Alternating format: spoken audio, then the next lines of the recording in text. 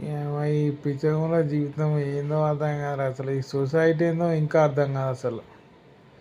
ఓ పన్నెండుడేమో యూట్యూబ్లో కూడా పెడతాడు, ఇంకోటి పన్నుడు పోయేమో యూట్యూబ్ చూస్తాడు. ఏదో పిచ్చగుండా నీకు ఆన్లైన్ ఫ్రెండ్స్ కావాలన్నా, నీకు ఈ ఫ్రెండ్స్ కావాలన్నా, నీకు ఆ ఫ్రెండ్స్ కావాలన్నా. ఏందినా ఈ పిచ్చగుండ్ల సొసైటీ? ఎందుకు ఇవన్నీ వివరాలు? ఎవరికి కావాలా? ఎవరికి అవసరం? ఫోన్ ఓపెన్ చేస్తే చూడని ఎవనో పిచ్చగుండ్ల ఎవరం వస్తుంది, ఆ ఎవరం చూసుడట.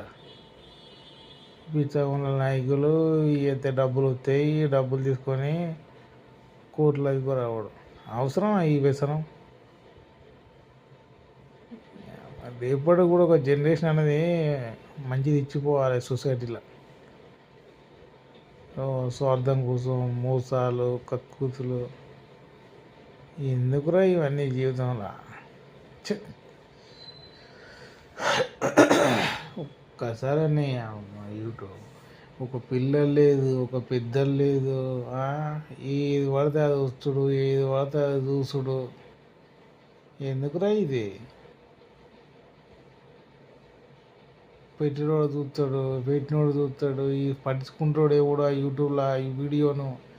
ఆ వీడియో మరి చిన్నపిల్లలు చూసేదా, పెద్ద పిల్లలు చూసేదా, ఏ వీడియో వస్తుంది, ఏ వీడియో ఎందుకు వస్తలేదు, ఎందుకు చేస్తానరా ఈ పిచ్చగుండ్ల వీడియోలన్నీ? ఎవరికి కావాలరా?